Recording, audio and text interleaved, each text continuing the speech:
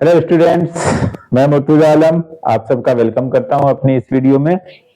और उम्मीद करता हूं आप सब अच्छे से होंगे, मजे से होंगे, बढ़िया से होंगे। आज का हमारा टॉपिक है रिडेम्पशन ऑफ डिवेंचर्स। हमने इश्यू ऑफ डिवेंचर्स पे एक वीडियो में बात किया था। आज हम रिडेम्पशन के ऊपर बात करेंगे। क्या होता है रिडेम्पशन ऑफ डिवेंचर? रिडेम्पशन का अगर लिटरली मीनिंग देखा जाए तो इसका मतलब होता है पाप मुक्ति, पाप से मुक्ति। यहां पर पाप से कोई मुक्ति नहीं है, यहां पर है कि वो डेब्ट जिसको डिवेंचर के थ्रू कंपनी ने रेज किया था उससे मुक्ति, उससे छुटकारा, यानी डिवेंचर्स का रीपेमेंट विद प्रिंसिपल अमाउंट्स। हम इसे रिडेम्पशन के अंदर देखते हैं। रिडेम्पशन के टाइम पे किस तरह से रीपेमेंट किया जाए, इसके लिए कंपनी कई तरह के अलग अलग मेथड यूज करती है। उस वक्त कैश का कोई प्रॉब्लम ना आए उसके लिए तरह तरह के फंड भी बनाए जाते हैं और उनमें इन्वेस्ट किया जाता है। आज हम इन्हीं के बारे में एक एक करके बात करेंगे। ये 5 जो मेथड हैं रिडेम्पशन के, किस मेथड में कैसे काम किया जाता है, कैसे उनकी अकाउंटिंग एंट्री की जाती है, हम इस बारे में आज बात करने वाले हैं।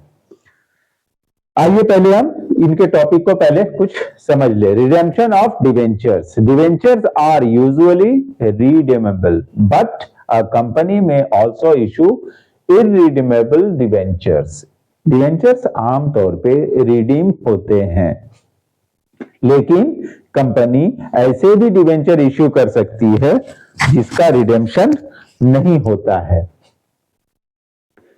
दूसरी बात, डिवेंचर्स में भी रिडीम्ड, और इन्हें रिडीम करने का अलग अलग तरीका अपनाया जाता है। After a fix number of years, कुछ पहले से फिक्स कर दिए गए कि इसका रिडेम्पशन जो है इतने साल के बाद होगा, तो वो फिक्स नंबर ऑफ ईयर्स होता है। दूसरा तरीका है any time after a certain number of years has elapsed since there issue. Issue करने के कुछ समय के बाद कभी भी उसे रिडेम्पशन किया जा सकता है। तीसरा तरीका है on giving a specific notice, किसी खास नोटिस के जरिए भी रिडेम्पशन करवाया जा सकता है, या इसे एनुअली ड्रॉ भी किया जा सकता है, बाय ड्रॉइंग एनुअली। तो ये सभी है रिडेम्पशन के अलग अलग तरीके। आगे हम देखते हैं कंपनी में also purchase its debenture in the open market and when debentures are quoted at a discount on a stock exchange it may be profitable for the company. Company अपने खुद के डिवेंचर्स ओपन मार्केट से purchase करती है। ऐसा इसलिए करती है ताकि उनको कुछ प्रॉफिट मिल जाए। To purchase and cancel them, purchase करके उनको कैंसिल किया। Issue them again at a later date, आगे चल के उसको दोबारा इशू किया जाएगा, तो इनमें उनको प्रॉफिट दिखता है तो वो ऐसा करते हैं। अब रिडेम्पशन के कई मेथड्स हैं, एक एक करके हम इन 5 मेथड के बारे में बात करेंगे। उनमें से पहला मेथड है, हम उसको देखते हैं, redemption of debentures out of capital. इसके लिए अलग से कोई रिजर्व फंड बनाने की जरूरत नहीं होती है कि उस फंड से निकाल के इनका रिडेम्पशन करेंगे। ये जो भी उस कंपनी में इंटरनल फाइनेंस अवेलेबल है, जो कैश अवेलेबल है, उसका यूज करके रिडेम्पशन किया जाता है। तो ये कहलाता है redemption of debenture out of capital. When a company redeem the debentures out of cash available or internal financial sources, there is no need to create a debenture redemption reserve fund। इसके लिए अलग से कोई fund create करने की जरूरत नहीं होती है।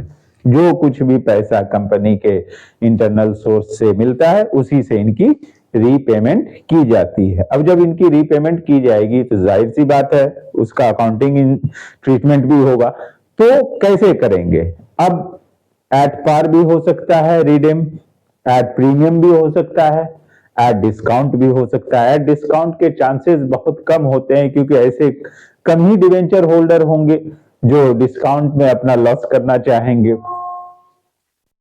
एक एक करके हम देखते हैं। अगर सिचुएशन वो है जहां रिडेम्पशन एट पार हो रहा है तो वहां पर हम इनको कुछ इस तरह से करेंगे। पहले तो डिवेंचर अकाउंट डेबिट कर दिया जाएगा, फिर डिवेंचर होल्डर्स अकाउंट को क्रेडिट किया जाएगा। ये ड्यू करने के लिए है, यहां पे हमने ड्यू दिखा दिया। अब इसकी पेमेंट हो रही है, तब वहां डिवेंचर होल्डर्स अकाउंट डेबिट कर दिया जाएगा, टू बैंक अकाउंट क्रेडिट कर दिया जाएगा। इसमें एट पार है, इसलिए इसमें और किसी चीज की कोई बात नहीं हो रही। लेकिन एट प्रीमियम होता है तो वहां प्रीमियम की भी बात होती है। पहले जब हम रिडीम कर रहे हैं, ड्यू कर रहे हैं, तो debentures account debit, premium on redemption of debentures account debit to debenture holders account. और अब इसकी जब पेमेंट करेंगे तो वही ढंग से होगा, debenture holders account debit to bank account. तीसरा सिचुएशन वो है जिसमें डिस्काउंट पे रिडेम्पशन किया जा रहा है, एट डिस्काउंट, तो debenture account debit to debentures holders account credit होगा, to discount on redemption of debenture account, या हम इसे कह ले profit on redemption of debenture भी कह सकते हैं, अकाउंट को क्रेडिट करेंगे और यहां पर इनको ड्यू कर देंगे। अब इसकी पेमेंट होगी तो debenture holders account debit to bank account. तो इस तरीके से हम redemption of debenture out of capital वाले मेथड से इनकी अकाउंटिंग ट्रीटमेंट करेंगे। अब हम अगले मेथड के बारे में अब हम देख रहे हैं दूसरा तरीका, redemption of debenture out of profit. Profit के पैसे से रीपेमेंट करना, इसको कैसे करते हैं? ये वहां किया जाता है जैसे हमने कैपिटल से करने का देखा, तो वहां पर जिसमें लेस देन 18 मंथ्स का रिडेम्पशन होता है तो वो उसके लिए सुटेबल है, लेकिन जहां मोर देन 18 मंथ्स की बात आती है तो उसके लिए ज्यादा सुटेबल ये मेथड होता है। Debentures having redemption period more than 18 months, इसमें मोर देन 18 मंथ्स वाले पीरियड को प्रेफर किया जाता है। Company will have to create a debenture redemption account, जिसमें एक अलग से रिजर्व अकाउंट खोलना पड़ता है, फ्रॉम इट्स डिविजिबल प्रॉफिट, और प्रॉफिट का एक हिस्सा इसमें इन्वेस्ट किया जाता है। These methods are circulating debenture. अब देखिए इसको करते हैं, एट पार में क्या क्या करना होगा और एट प्रीमियम में क्या क्या करना होगा। एट पार में रिडेम्पशन जो आउट ऑफ प्रॉफिट होता है, तो अभी हम आउट ऑफ प्रॉफिट के कौन से हिस्से को देख रहे हैं? अभी हम देख रहे हैं डिवेंचर रिडेम्पशन रिजर्व मेथड, इसमें रिजर्व मेथड है। इसके बाद हम बात करेंगे सिंकिंग फंड मेथड वाले को, उसमें भी देखेंगे आगे चल के, वो अलग अलग टाइप से होते हैं। एट पार में इसकी अकाउंटिंग ट्रीटमेंट कुछ ऐसे होगी, surplus account debit to debenture redemption reserve account, उस वक्त जिस वक्त प्रॉफिट का एक हिस्सा इस रिजर्व में दिया जाएगा तब ये एंट्री की जाएगी। फिर जब ड्यू हो जाएगा तो debenture account debit to debenture holders account किया जाएगा, और जब उसकी पेमेंट की जाएगी तो debenture holders account debit to bank account, और फिर debenture redemption reserve account debit to general reserve कर दिया जाएगा। अब यही चीज एट प्रीमियम हो रहा है रिडेम्पशन, तो हम कैसे उसको जर्नलाइज करेंगे? तो surplus account debit to debenture redemption reserve account करके हम इस रिजर्व में इस पैसे को भेजा जाएगा, फिर प्रीमियम का पैसा भी लिया जाएगा क्योंकि एट प्रीमियम है वो, securities premium reserve account debit to premium on redemption of debenture account किया जाएगा। फिर जब आगे इसको ड्यू किया जाएगा तो debenture account debit to premium on redemption of debenture account debit to debenture holders account किया जाएगा, और पेमेंट के टाइम पे debenture holders account debit to bank account किया जाएगा। तो इस तरीके से इसमें करेंगे। इसका जो दूसरा तरीका आउट ऑफ प्रॉफिट का वो है सिंकिंग फंड मेथड वाला, redemption of debenture under sinking fund method. Sinking fund method का मतलब है कि कुछ पैसे प्रॉफिट के इन्वेस्ट कर दिए जाते हैं कहीं पे, ताकि आने वाले समय में जब रीपेमेंट किया जाए तो वो फंड इसमें काम आ जाए और आसानी से रीपेमेंट किया जा सके, इसके लिए वो किया जाता है। This is most important method of redemption of debenture. Here, sinking fund means a part of profit kept aside for the repayment of debentures. उसे कहीं और इन्वेस्ट कर दिया गया है कि इसका और कोई यूज नहीं होगा, इसका यूज रीपेमेंट ऑफ डिवेंचर में होगा। इसे हम दो तरीके से देखते हैं, एक है क्यूमुलेटिव और दूसरा है नॉन क्यूमुलेटिव। क्यूमुलेटिव में ये होता है कि हर साल जो भी उन्होंने इन्वेस्ट किया है उससे आने वाले इंटरेस्ट को फिर से वो इन्वेस्ट कर देते हैं, लेकिन नॉन क्यूमुलेटिव में ऐसा नहीं होता है। एक बार इंटरेस्ट आया तो उसे अगेन इन्वेस्ट नहीं करते हैं। इसके लिए तीन तरह के अकाउंट ओपन किए जाते हैं। एक तो सिंकिंग फंड्स अकाउंट खुलेगा, दूसरा सिंकिंग फंड्स इन्वेस्टमेंट अकाउंट, क्योंकि इस फंड को इन्वेस्ट किया जा रहा है तो उस इन्वेस्टमेंट के लिए भी सिंकिंग फंड्स इन्वेस्टमेंट अकाउंट खुलेगा। और अब एक उनसे जो इंटरेस्ट मिल रहे हैं तो उसके लिए अलग से खुलेगा interest on sinking fund investment account. तो इस तरीके से अकाउंट खोले जाएंगे, किए जाएंगे। अब हम इस मेथड में देखते हैं किस तरह से इनकी अकाउंटिंग ट्रीटमेंट की जाए। अब देखिए इसकी अकाउंटिंग ट्रीटमेंट कुछ इस तरह से होगी। सिंकिंग फंड इन्वेस्टमेंट में इसमें कई जगह जर्नलाइज करना है। एक तो प्रॉफिट से पैसा सिंकिंग फंड में इन्वेस्ट करने के लिए ले जा रहे हैं, तब वहां इसकी एंट्री होगी। फिर वहां से इंटरेस्ट मिल रहा है तो उसकी एंट्री होगी। उस इंटरेस्ट को फिर ट्रांसफर किया जा रहा है, उसकी एंट्री होगी। तो हम वन बाय वन देखते हैं। At the end of first year, सबसे पहले फर्स्ट ईयर के एंड में क्या करना होगा? एप्रोप्रिएशन ऑफ प्रॉफिट के लिए सबसे पहले suspense account debit to sinking fund account, इस तरीके से जनरलाइज किया जाएगा। फिर उसको अब इन्वेस्ट किया जा रहा है, यानी प्रॉफिट के एक हिस्से को सिंकिंग फंड अकाउंट में रखा है, अब उसे सिंकिंग फंड इन्वेस्टमेंट अकाउंट में ट्रांसफर किया जाएगा।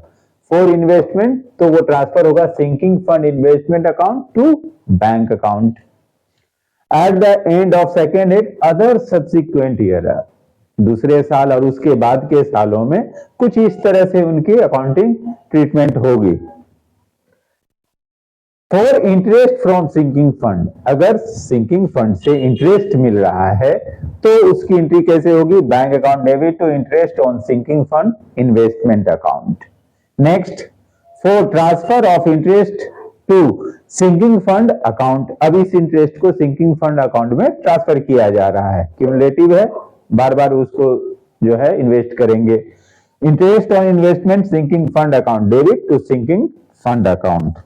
नेक्स्ट, एप्रोप्रिएशन ऑफ प्रॉफिट के लिए surplus account debit to sinking fund account.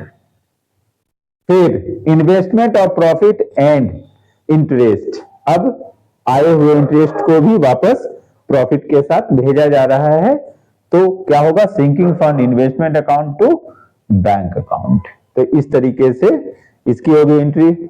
आगे हम देखते हैं कि फर्स्ट ईयर में क्या है, सेकेंड और उसके बाद वाले ईयर में हमने देख लिया। अब लास्ट ईयर में इनकी कैसे अकाउंटिंग ट्रीटमेंट होगी, अब हम उसको देख रहे हैं। At the end of last year, receiving of interest on sinking fund investment, अगर सिंकिंग फंड इन्वेस्टमेंट से रिसीव किया जा रहा है इंटरेस्ट तो bank account debit to interest on sinking fund investment account credit कर देंगे।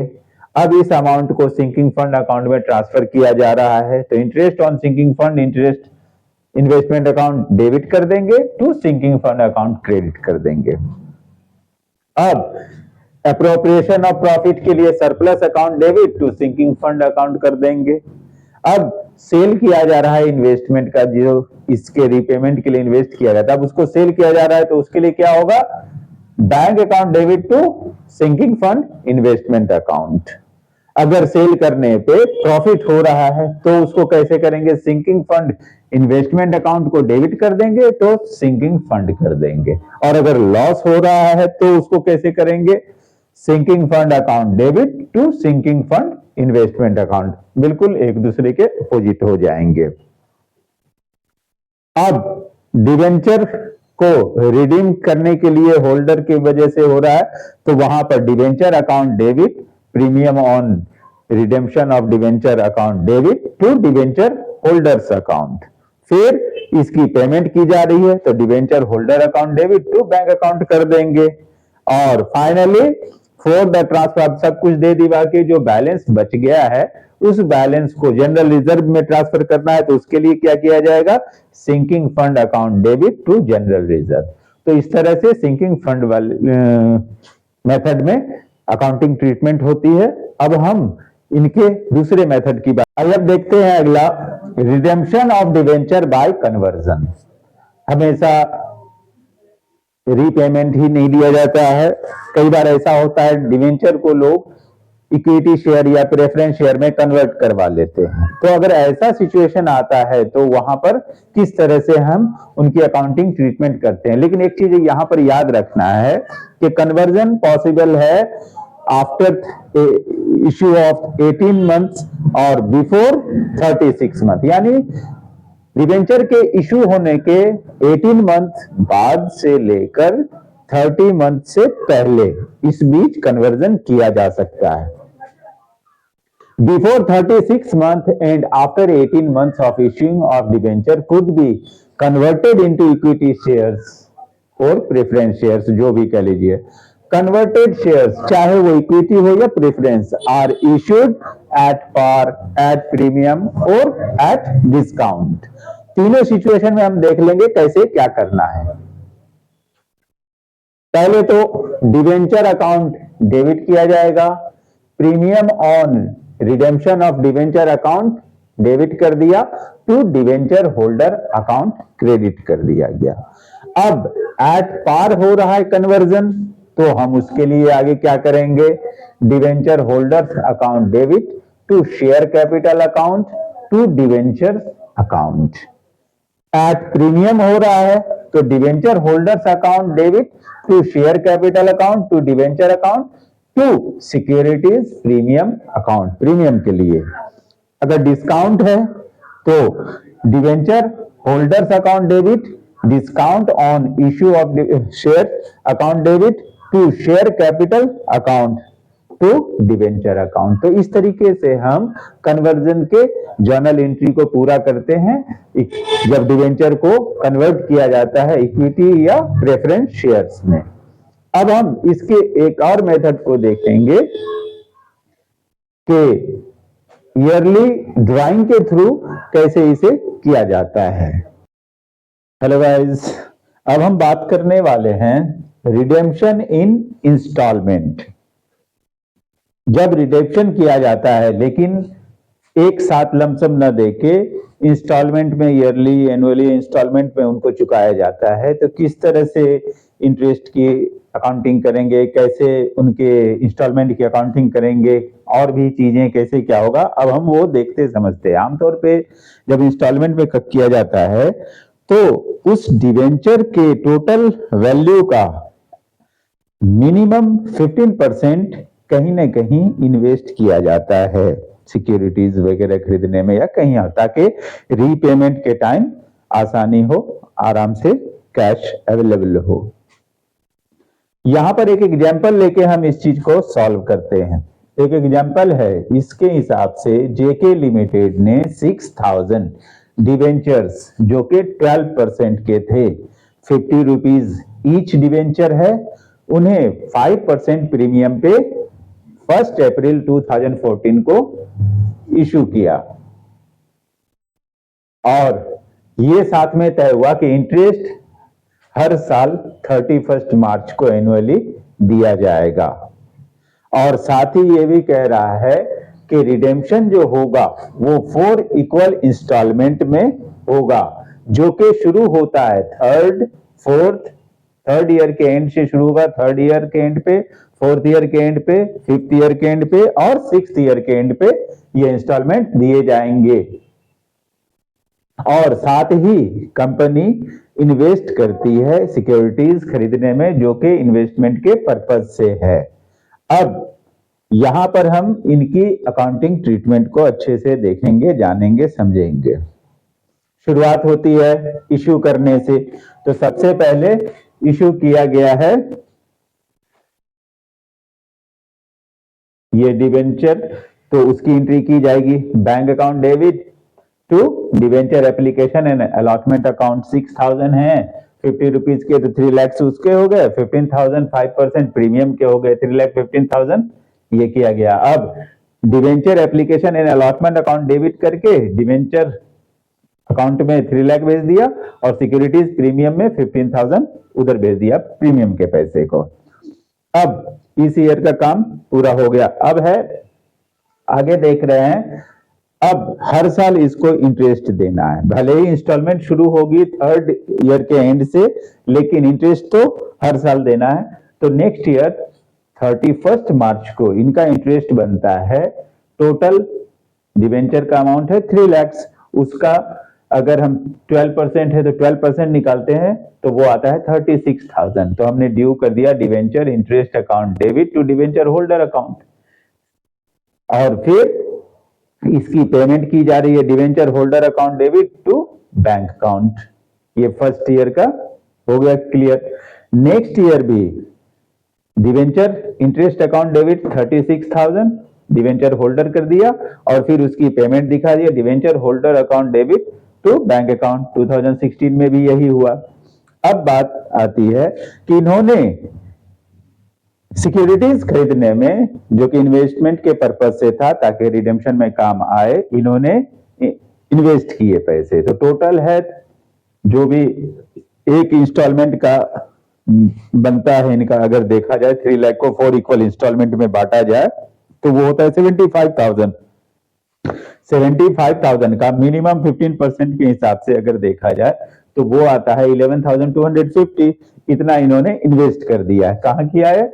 एक सिक्योरिटी को परचेज करने में। Debenture redemption investment account debit किया गया टू बैंक अकाउंट। अब आगे बढ़ते हैं। अब आ गया है 2017। तो सबसे पहले इंटरेस्ट की हिसाब किताब करेंगे।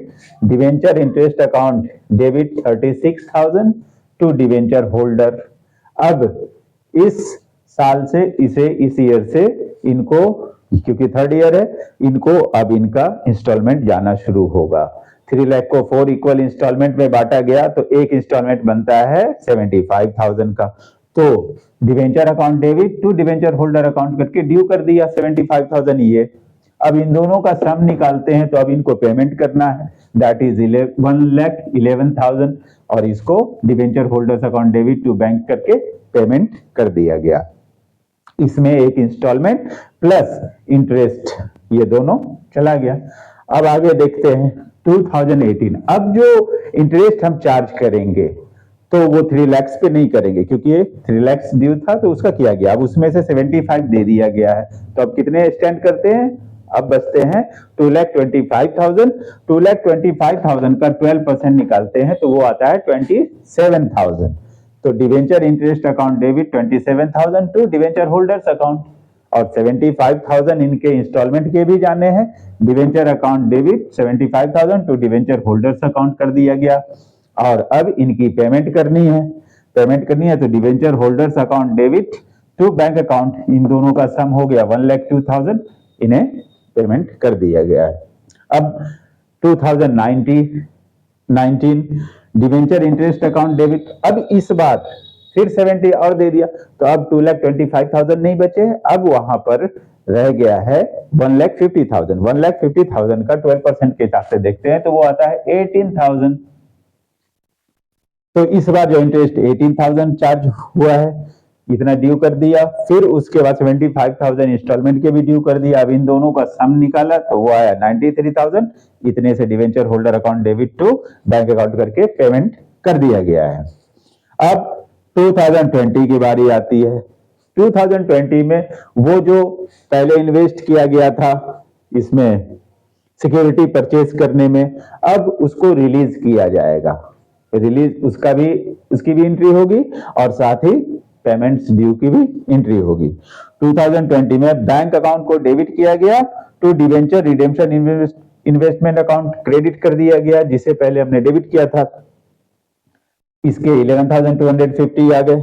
डिवेंचर इंटरेस्ट अकाउंट इस ईयर का इसका 9,000 आता है, क्योंकि अब सिर्फ 75,000 बचे और साथ ही इस इंस्टॉलमेंट को भी ड्यू दिखाना, debenture account debit to debenture holder account.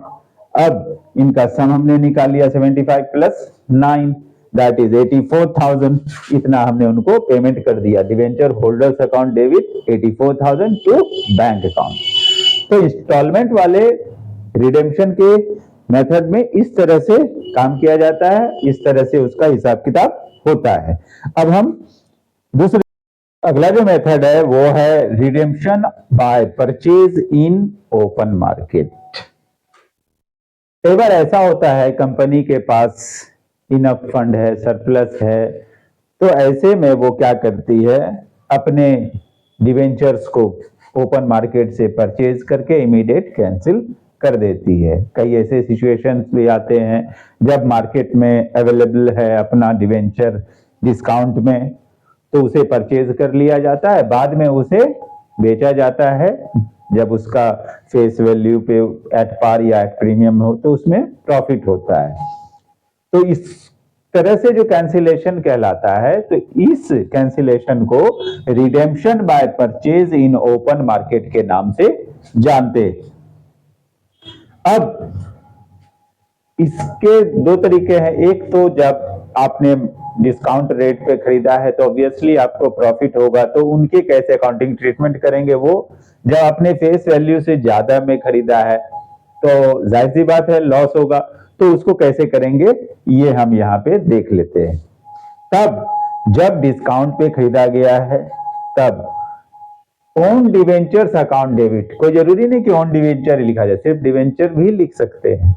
Own debentures account debit कर दिया जाएगा टू बैंक अकाउंट, और क्योंकि डिस्काउंट पे लिया गया है तो जाहिर सी बात है उसके फेस वैल्यू से कम है तो वो प्रॉफिट है, तो उसे बोलेंगे profit on redemption of debenture account में उसे क्रेडिट कर दिया जाएगा।